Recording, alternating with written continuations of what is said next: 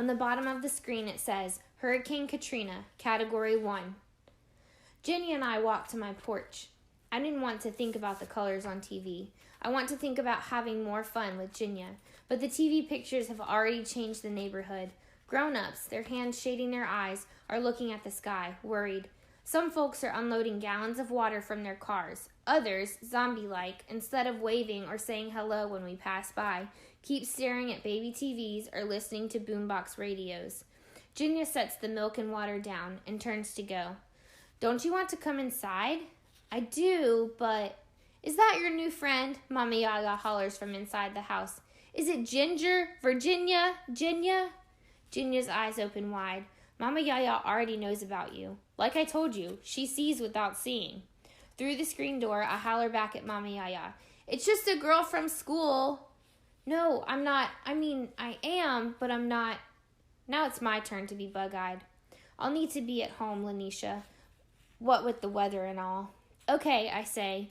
Then feeling bold, I say, see you tomorrow? Though I guess if I felt really bold, I wouldn't have to let my voice rise with the question. I cross my fingers behind my back.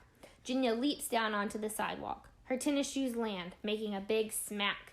I think I was wrong about something. Jinya doesn't look cute at all. She looks strong, like she does when she's racing me. How'd I miss that? You're lucky, Lanisha. Jinya, her voice bright, hollers over her shoulder. Tell Mama Yaya she got my name right. I hope I get to meet her next time. No one has ever said lucky about me before. Butterflies flutter in my chest.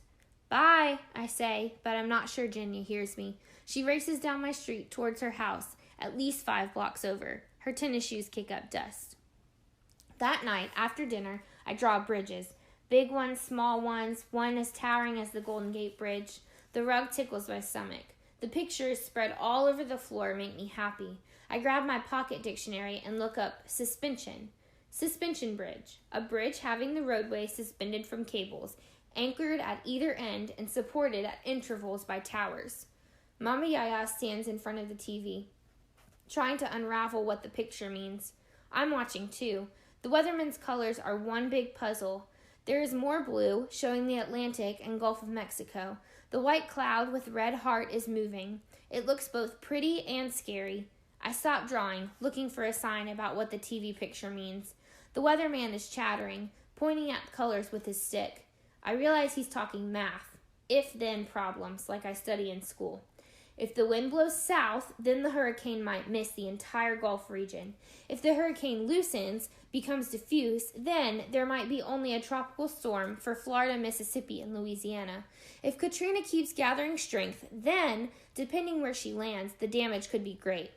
The weatherman doesn't have the certainty of my math problems. There doesn't seem to be one right answer. The answer could be A, B, or C. Mama Yaya keeps standing, leaning on her cane, staring at the TV. I realize she's looking for meaning too. I go to the window and stick my head out. The sky is velvet black and the moon is bright white. The air seems thick, moist, and still. I can't imagine that elsewhere there is a hurricane, racing rain and wind. I can't see it, but that doesn't mean it doesn't exist. People can't see spirits, so they don't believe they exist, but I know they do. My stomach starts to ache. I hear hammering. Across the street, someone is nailing planks across their front windows. Mama Yaya is still watching the TV. Tonight, it seems like the weatherman is the star. I settle back down on the floor where my pretty bridges are scattered, enjoying how warm and cozy our living room is. I grab the Encyclopedia Britannica, Volume B. Mama Yaya paid $3 a week for 3 years until she'd paid for the entire encyclopedia set. It was my best present ever. The books have their own special shelf. The only other book on the shelf is Mama Yaya's Bible. She reads it over and over again and tells me its stories. I like the story of David beating the giant Goliath, of baby Moses being rescued from the water. Atop the bookshelf is a picture of Mama Yaya holding my hand when I was 2. I look different now. Mama Yaya looks the same, wise and beautiful. I sit on the floor opening the huge book. The cover is getting worn, but the insides are just fine. Like Mama Yaya, the words and pictures keep teaching me. As it gets darker and darker outside, I ignore the TV and read about bridges, famous builders, and the engineers who imagine the mathematical symbols and signs that people can't see. I wonder how something that starts off so invisible turns into metal, bolts, and wires connecting point A to point B.